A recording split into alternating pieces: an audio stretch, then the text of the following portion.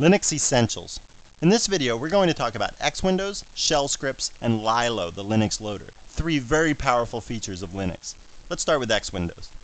Xwindows is a hardware-independent, network-based Windows system.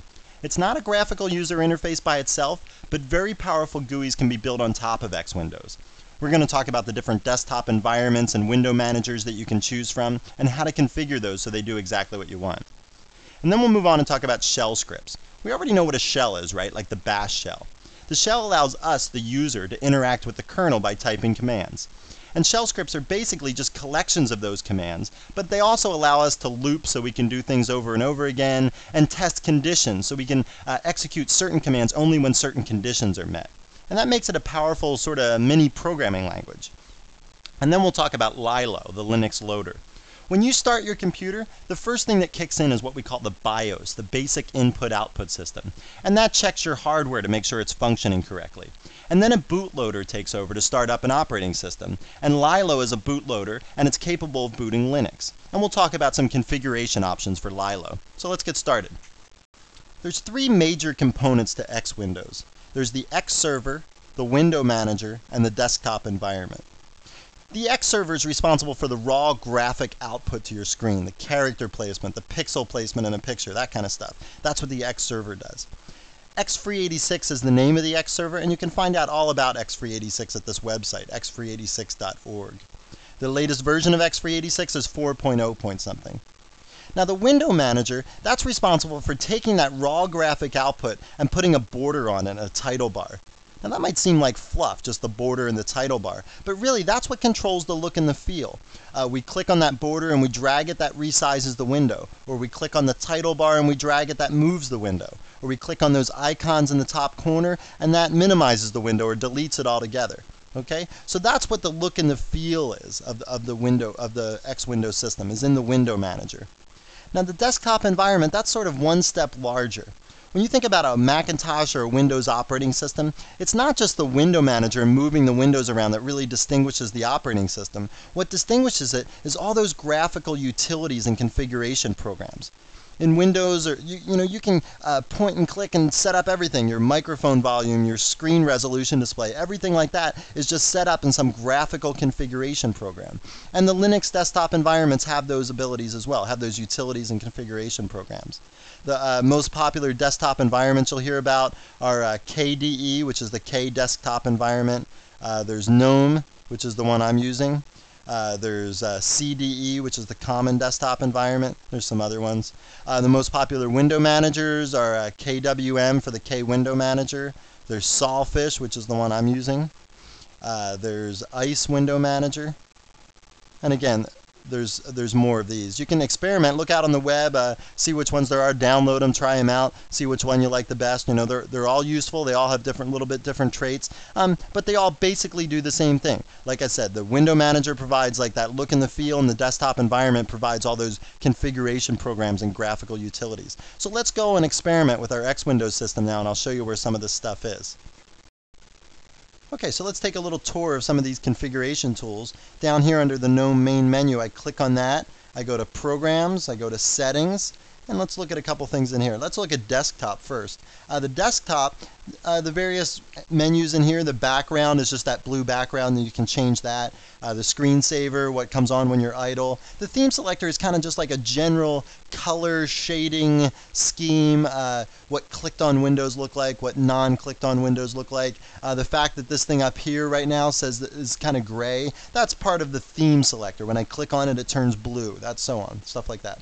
Under Window Manager, that's where you can choose your window manager. Under Panel, you pick things like, you know, when I move my cursor around, you see how these things light up. That's part of the panel description, okay? You know, under peripherals here, we can change properties, CD, keyboard, mouse, repeat rate, stuff like that. Down here under Solfish Window Manager, I can change all sorts of stuff. One of the first things that you can do is sort of the meta adjustment. It says, you know, what kind of user are you? Are you a novice, an intermediate, an expert? I would say check it at least so it's intermediate, and maybe even expert, even if you're a new user, because then at least you see all the different options that are out there, and you can configure it so it works just like you want. Okay, then there's the appearance, how windows look, focus behavior. I like to set it up so that when I move my mouse into the window, it focuses, meaning that I can type and my characters will appear in that window instead of having to click on the window to focus it. And you might say, wow, that's really type A, but it's just something that I've learned over time, and I really like it, so I always set up my focus that way. Okay, and you do have that option. If you don't care, don't worry about it. It's no big deal. But the fact is, there's all these configurations here, and you should do it just the way you like it to work. You can set it up to minimize and maximize windows. You can move and resize windows. You can change those properties. Placement, like where a window comes when you open up a new terminal, where should that be? Should it be centered? Should it be justified to the left or justified to the right, and so on? What kinds of sounds should appear for certain kinds of events when you close a window or when you do something, when you make some error? And then there's workspaces. Workspaces are like different screens, really. Like it's all on the same computer. But say you've got a bunch of windows open and you're working on some project, and then somebody comes to you and says, hey, I need my password changed. Okay? And then you say, well, geez, I'm right in the middle of this. You don't want to close all those windows and get in the way of that. So what you can do is you can go to a new workspace and then do that thing there. Let me show you how that works. Over here down in the very right bottom corner, if I click on this other button, that takes me to a new workspace. So I can open a new window in there, I can do something, I can become the root user, okay, and I can do something in there, and, oops, did that wrong, and, but you get the idea. So I go to this new window, and, I do a listing over here, okay, I do something over here, and now I'm done, and I can go back to that first workspace, and that's where I was originally, okay? So the workspace idea, it's just sort of like a little bit of an organization tool, so you don't have to get too cluttered with too many windows working on something at once. Okay. Now another thing down here under the settings is the menu editor, so you can change what comes up in this menu here. Okay, so if I go to the menu editor, you'll see, okay, reading all the menus, and now I'm in the menu editor, and what I can do is I can change what comes up under the settings menu. Okay, so there I am under the settings menu. There's the Sawfish window manager. There's all the stuff that was in there. If I find that I don't ever change some of these things and I think it's too cluttered, I can take some of those things out. Okay, again, that's all configurable. It's all up to you. Alright, so that stuff that we just did, that's to configure the look and feel, what items are in the menus on the desktop, how the windows focus, things like that.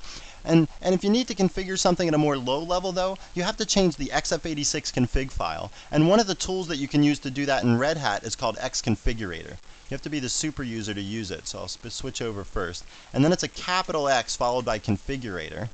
And you type that in, and like I said, it's changing the XF86 config file.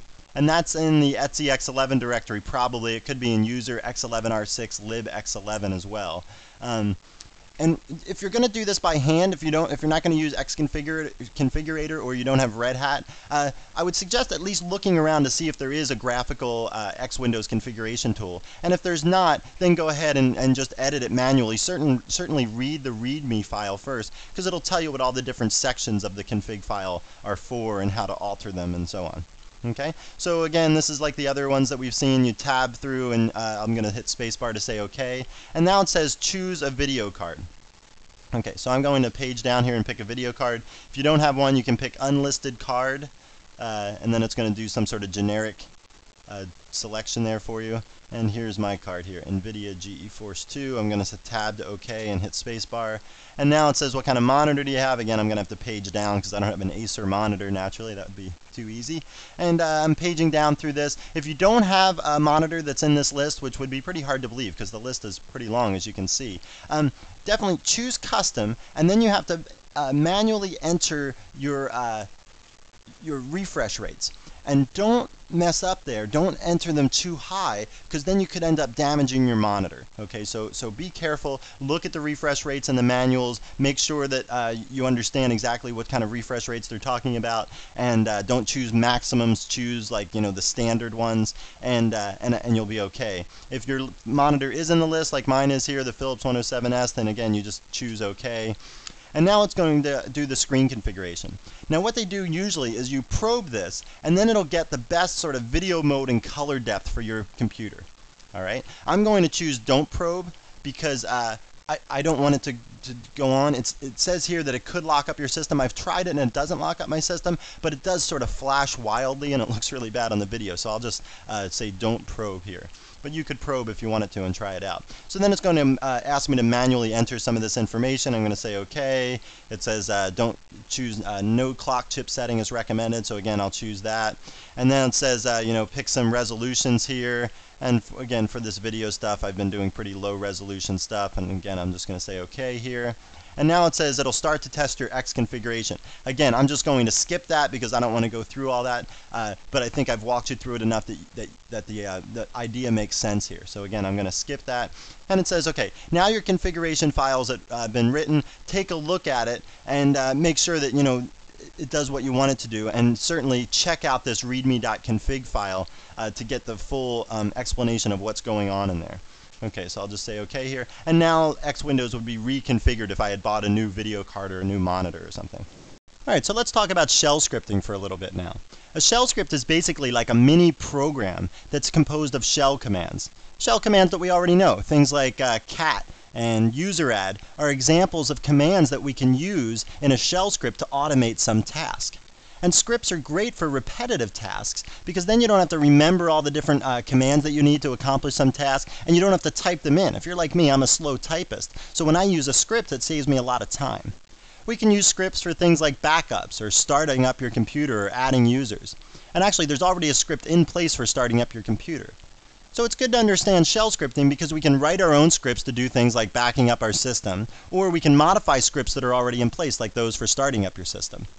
And it's good for inexperienced users because if they want to accomplish some hard task, they don't have to know all the different commands for that task if there's a shell script in place that does it. All they have to know is how to operate that little shell script, which is really easy. So let's move over to the Linux screen and do some shell script stuff.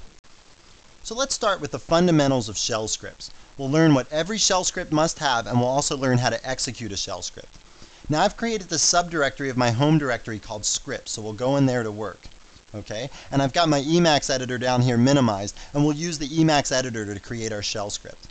Now let's get a new file going, and remember, you specify that file with the Control-X, Control-F commands, or you go under the Files menu and you say Open File. Okay, and remember, tilde specifies my home directory, so tilde scripts is my script subdirectory, and I'll say tilde scripts, and then I'll specify the name of the file that I want to create, and I'm going to call it demo1.sh. Now every shell script should end with the .sh extension, which just stands for shell. So I'll hit enter here. Now you can see the name of this buffer is demo1.sh. It's a new file. Emacs is telling us that. And Emacs is also smart enough to know that it's a shell script because we called it with the .sh extension. So it will use the special formatting for shell scripts. Okay? So now every shell script must start with what we call a shebang. And a shebang is just a fancy name for a sharp sign followed by an exclamation mark. And after the shebang, what you do is you put the path to the shell that you're going to use. Now I'm going to use the bash shell. That's certainly the most common shell in Linux, the most common scripting language in Linux, and that's the shell that I'm going to use. Occasionally you might see a script that starts with shebang/bin/sh. But I'll bet that bin.sh is linked to bin bash on your system. No Linux systems use the bin.sh shell anymore. You can determine for certain if you go into the /bin directory and you do a long listing, I bet you'll see that the bin.sh shell is linked to bin bash. Now this is a special line. This is the shebang line. Okay? But any other line that starts with a sharp sign is what we call a comment. And a comment is just a note to the reader, telling them what the script is, maybe how to use it, that sort of stuff. Okay, so this is just going to be a short script, so I'll just write this is a silly script. Maybe in the comments at the top, you would write the author of the script, when it was written, the revision history, when it was modified, what modifications were made, and so on. Certainly if it's a long script that a lot of people are using, you should definitely have a revision history in there so that if you change the way it's working, that people know that and they can just look in the comments and see that. Okay, so the first command that I'll write in my script is the echo command, which is just a print statement to the screen. So I'll write, this is a script, and everything here between the double quotes will be printed out literally to the screen. Okay, maybe I'll write another echo statement that says, what do you think? Okay, let me put a space in there. And again, everything in between the double quotes will be printed out literally to the screen. Now you can also put a comment on a line with some code if it's at the end of the line. So once that sharp sign happens, then the rest of the line is a comment and will be ignored when I execute the script. Okay, so I'll say this is also a comment. Now when I execute the script, all the comments, this one and this one, will be ignored and all the code will be executed. Okay, so now let's save this file, and remember you can do that with the Control-X, Control-S command, or you can go under Files and say Save Buffer. Okay, so now you can see down here we wrote demo1.sh, so let me minimize this window, and now we're out at the command prompt again. So let me do a long listing in my scripts directory, and you'll see here the demo1.sh program that we just created and wrote, and you can also see over here the permissions for it. Now note that there's no execute permissions set for this file. Okay, now let me show you two different ways to run this script. One way is you can say bash followed by the script name. Okay, so bash demo1.sh will run the script. If I hit enter, there's the output for the script. Okay, just what we thought it should be. Now another way to run a script, and probably the more common way to run a script, is to say / followed by the script name. Okay, so this works if you're in the current directory. That's what / says. / says specifies the current directory, and then you follow that by the script name. Now if I hit enter here, you'll see that I get a permission denied error. And the reason I get that permission denied error is because there's no execute bits set in this permission string. So let me change that. So we'll change it so that everybody can execute this script. Okay, so I'll do that, and now I'll say / demo1.sh, and now it will actually run. Okay, this is certainly the way that I do it more often. It's probably the way that most people do it more often. If that's your style, make sure that the execute bits are set in the permission string, or else you'll get this permission denied error. Now let's look at my second bash shell script. This one uses what we call variables. Variables are just things that hold data or information. And there's two kinds of variables in some sense. One kind of variable is passed into the program when you run it. For instance, if I type demo2.sh to run the program, and then I put a space and follow that by my name, Perry, then Perry is actually a variable to this program. It's sometimes called a parameter or an argument to the program. And the first argument or the first parameter of the program is referred to as $1 when you're inside of the program. So here if I type demo2.sh space Perry, then $1 will represent Perry, will be the value Perry, and then this echo statement should print out hello Perry. Okay? Then another kind of variable is what we call local variable.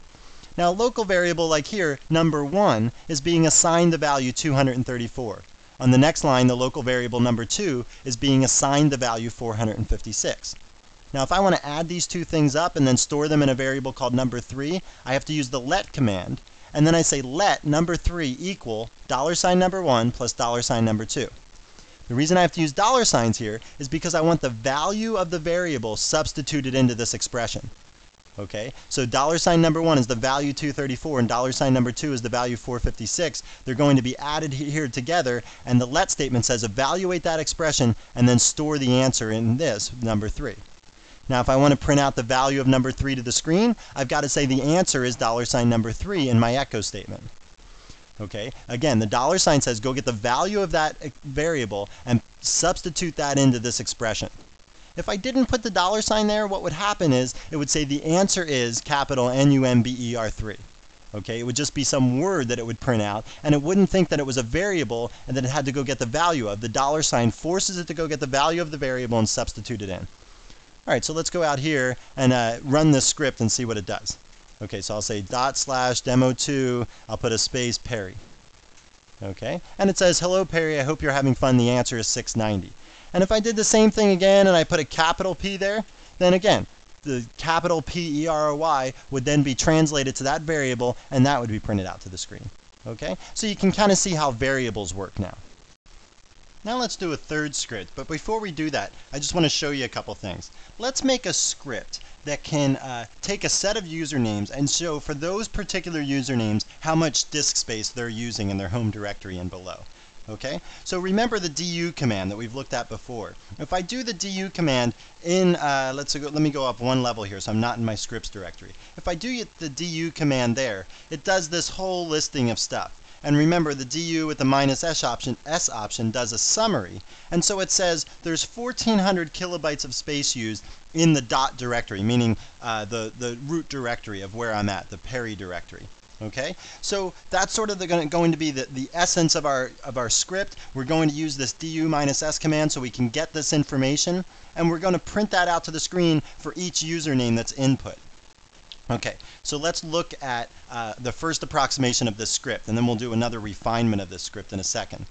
So now this script uses a conditional statement. Okay, a conditional statement in the Bash shell scripting language is signified by an if, a then, and a phi. The phi is just if spelled backwards. That just signifies the end of the if statement. Okay, now what happens, let's talk about the structure of this, and then we'll talk about the meaning of each piece. But first let's talk about the structure. This is a conditional expression. If this expression is determined to be true, then all the stuff in between then and phi is executed. Okay?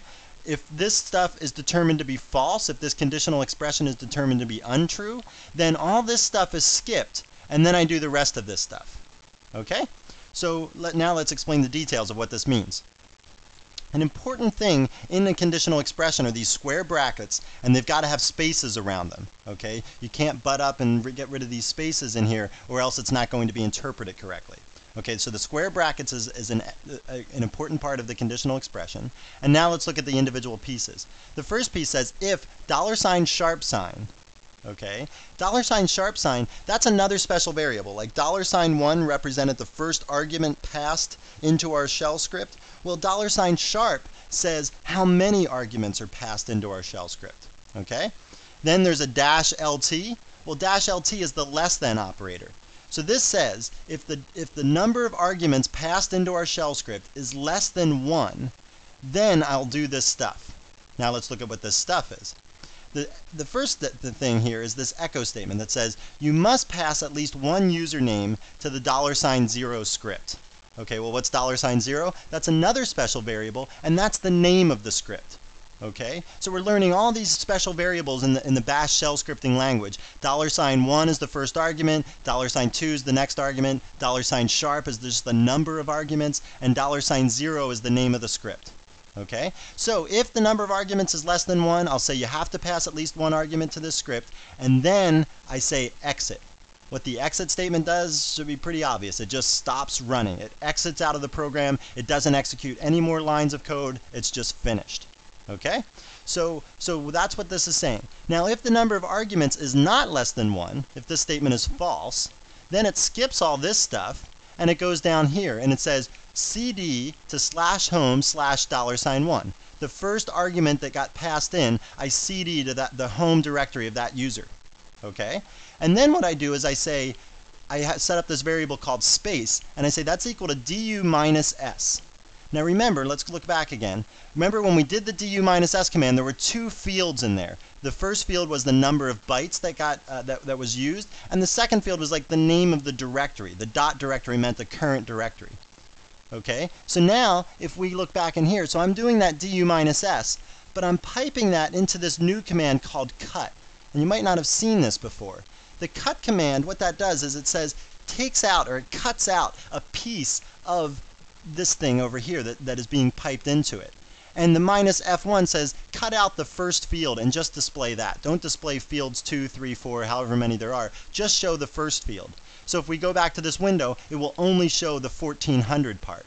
And that's what I want, because in this next echo statement, I'm going to say $1, that user that I cd'd into their home directory, that user is using space kilobytes. And I just want that space to be 1400. I don't want to be 1400 space dot kilobytes. That would be confusing. So that's why I cut out and only use that first field. Okay, so let's use this script. And then, like I said, we'll refine it so that we can do it for a whole bunch of users. Okay. So let's see if we can use it. I'll go down into the scripts directory again, and now what I'll do is I'll say ./demo3, and then I'll say Perry. Okay? Now I do that, and it says Perry's using 1400 kilobytes. Okay? That's exactly what I wanted to have happen there. But now, remember, like we also had that special if statement at the top that if I didn't type in a username, that it would give out that nice error message, right? And it wouldn't just say like blank is using blank kilobytes. It would actually have some meaningful error message there. So let me try that. And it says, oh, you must pass at least one username to the demo3.sh script. That's perfect, right? Because somebody using this for the first time might not realize that they have to pass the usernames in, and so this tells them exactly what they have to do. Whereas if we didn't have that error message and it just said blank is using blank kilobytes, the person would sort of be clueless on how they should proceed to make this thing work correctly. Okay? So I like this error message for that reason. Okay, so now let's refine this script so that we can do it for a bunch of usernames. So the person using the script could say demo3.sh Perry, Alice, Bob. So all three of those users would then have their space usage printed out to the screen. Okay, so we're not going to change any of this code up here. If the user doesn't put in at least one username, then I'm still going to print out this message, you have to use at least one username. Okay, and I'm really not going to change any of this code either because it works nicely, right? It prints out exactly what we want to have printed out to the screen. The only thing I want to do is I just want to repeat this 3 times. Okay, now the thing that I'm going to do here is I'm not going to just copy and cut and paste this code and do it 3 times. That would be one option, except that wouldn't work very well if I had to do like 1,000 people, right? Or sometimes I wanted to do 3 and other times I wanted to do 10. Okay, so what I want to do is I'm going to enclose this code right here in what we call a loop, so that it's executed multiple times, and each time through the loop it works on the first, if I pass in 3 people like Perry, Alice, and Bob, first time through the loop it does Perry, next time it does Alice, and next time it does Bob. Okay, so let's refine this. Let's move over to my demo 4 where I've already done this. I'll move over there and let's look at this. So like I said, this stuff, I haven't changed this stuff, right? This is still the first beginning part. And you can see here, these 3 lines of code are still exactly the same. All I've added is the while, the do, and the done, and then the shift command. Okay, so first let's explain the while loop. This is a looping mechanism, okay? Like the if statement was this conditional mechanism, the while loop is like the if statement in that it starts with this conditional expression. And if this thing is true, then everything in between do and done is executed. Okay? If this thing is false, then all of this is skipped and then we move on. Okay? Just like the if statement, the only difference is if all this stuff is true, we go in and do all this stuff between do and done, and then when we get to the end, we go back up to the top. And we test this again. And if it's still true, then we do all this stuff again.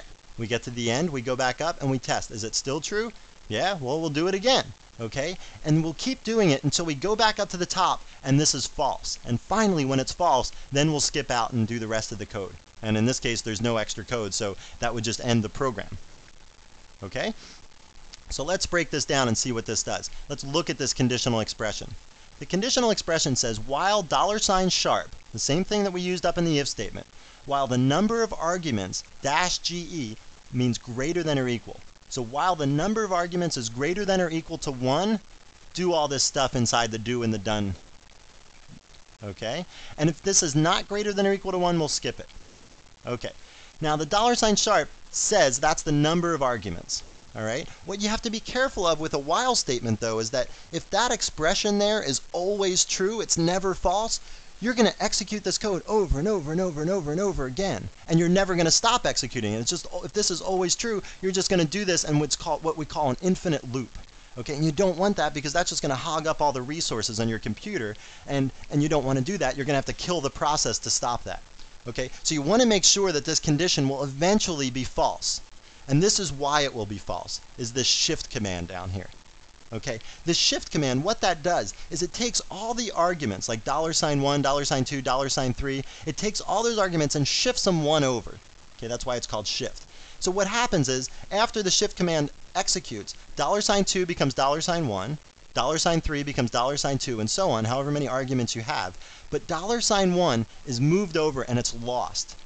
So if I needed to use $1 again later in this program, the shift command would not be the way to go because I'd lose it.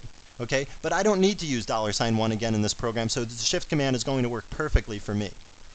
Now the other thing that the shift command does, besides sliding all these things over, is it changes $sharp, the number of arguments there, from 3 down to 2, for instance. So if they passed in 3 usernames to this at the beginning, then initially $sharp is going to be 3. I'm going to go through the loop once. The shift command is going to take effect. Everything's going to slide over. And the next time I come up here, $sharp is going to be 2. I'm going to do this stuff again. I'm going to come back up. Then $sharp is going to be 1. I'm going to do this stuff again. I'm going to come back up. Then $sharp is going to be 0. This is going to be false. And then I'm going to kick out of the loop. Okay, so you see what's happening here? So each time through the loop, $1 is actually a different parameter or argument that was passed in. The first time it's actually the first one. Next time through the loop it's the second one. Next time through the loop it's the third one. Okay, so let's go out and run this and try it out. Now to run this, you're going to have to be the root user because we need to cd into other people's home directories. So I'm going to say /demo4.sh, and I'm going to say Perry, Alice, Bob. Okay, 3 users. The first time through the loop, Perry will be $1. Next time through the loop, Alice will be $1 because the shift will like slide everything this way. And then the next time through the loop, Bob will be $1 because we're still shifting. And the shift is kind of like to the left in this picture. Okay, so let's do that and see what happens. And perfect, there's the answer. Perry's using 16 kilobytes, Alice is using 52, and Bob's using 56. Okay, so there's the epitome of shell scripting. We get to use some program and say I want it to run this every day because those 3 people are running these scientific simulations that are eating up a lot of space and I want to make sure they haven't gotten out of control. I can just run this script every day and I don't have to run these individual commands to do it. I just set the script up and then I go out there and I just run it by saying demo4 Perry, Alice, Bob. And what's more is it's completely flexible, right? I can do the same thing as I did up above, but I could take Bob off the list and it still works nice and the output is still clean, okay? Or I could do the same thing and I could put Bob and Candy on the list, okay? So again, I've got all the output and it's nice and clean output, so it's a completely flexible script. It just loops for every input that I give it and it does that command, that little set of commands for each of these users that I list. Our last topic for this nugget is going to be a little discussion of Lilo, the Linux loader. To understand what Lilo does, let's talk a little bit about what happens when you turn on your computer. When you power up your computer, the first thing that happens is the BIOS starts, the basic input-output system. And what that does is it goes around and it probes some hardware. It checks to make sure your memory timing is correct and your devices are plugged in, stuff like that. And when all those tests pass, then what the BIOS does is it goes to the master boot record on your disk. Now, the BIOS knows where the master boot record is, like you know where the light switch is when you walk in your dark living room or something. Okay? It just knows where it is, it goes there, and it looks for a bootloader in the master boot record. Now, one of the bootloaders that could be there is Lilo. Okay? And we can look at the configuration file for Lilo. It's in the etc directory. On most systems, it's called lilo.conf. On my computer, it's called lilo.conf.anaconda on this Red Hat system. So we'll go in there, and the top part here is just like some basic Lilo configuration options, and then the bottom part here would be one entry for each operating system. Now I only have one operating system here, so that's why there's only one entry. But if I had Linux and Windows or multiple versions of Linux or whatever, they would all be listed here in a separate little paragraph. And the options up here, what these say is the prompt option says that Lilo should prompt me when it starts up and give me a choice of which operating system I want to start. The timeout says if I wait too long, then it's just going to go ahead and boot the default, which is Linux, and that's what this label is down here, also Linux. That's what ties these together. Now the timeout here, this is 50 decaseconds, which is 5 seconds. I don't know why they use decaseconds instead of just plain old seconds, but they did, so we'll live with it. It's no big deal. The boot option here, this says that it should boot off the first SCSI disk. SDA is the first SCSI disk. Okay, so that's what these options are. We can set these options with the Lilo command. And if we do a man on Lilo, you'll see all the different options there. There's the -D option to set that delay or that timeout. And you can set all the other things through here as well. Now you might not have Lilo as your default on your system. Maybe you have Grub, which is the Grand Unified Bootloader. They basically work the same way. Grub's something a little bit newer. Maybe it's going to be a little bit more advanced and accept it. Right now I think Lilo is probably more common, whatever. It doesn't matter. They both kind of do the same job and configuring them is basically the same task. But it's good to be able to have multiple operating systems. Sometimes people want to have multiple versions of Linux. Maybe one is a more experimental version. They want to try that out before they commit to it, and they keep their old version, which is more stable, and they can use that. So Lilo and Grub have many options and many advantages for people that want to experiment or have different operating systems on their computer. All right, well, it's time to wrap up another nugget. This is the nugget that I call Linux Essentials. First, we touched on X Windows. We talked about the X Server, x386. We talked about the various window managers and desktop environments that were out there that you could use. We also learned how to configure those through the graphical configuration tools that are available in Linux. We also talked about a Red Hat tool called Xconfigurator. Now that was more of a low-level tool. Like if you bought a new video card, you would use Xconfigurator to configure your system for that. And then we touched on shell scripts. And this really was a tip of the iceberg discussion. I mean, I tried to give you a little bit of depth and show you how useful a shell script could be, but there's a million times more out there. There's 500-page books written about shell scripts. So there's no way that you should expect after a 10-minute introduction, if that really was your introduction to shell scripting, that you should be able to go out and write any kind of shell script that you want. But hopefully I whetted your appetite enough that you'll go out there and learn some more about it. I mean, it's to the point where I still learn about shell scripts, and I wrote my first shell script back in the 80s. And then we talked about Lilo, the Linux loader. We talked about the configuration file for Lilo, how you can manipulate that, how you can set that up so it can boot multiple operating systems. Well, I hope you found this nugget informative, and thanks again for viewing.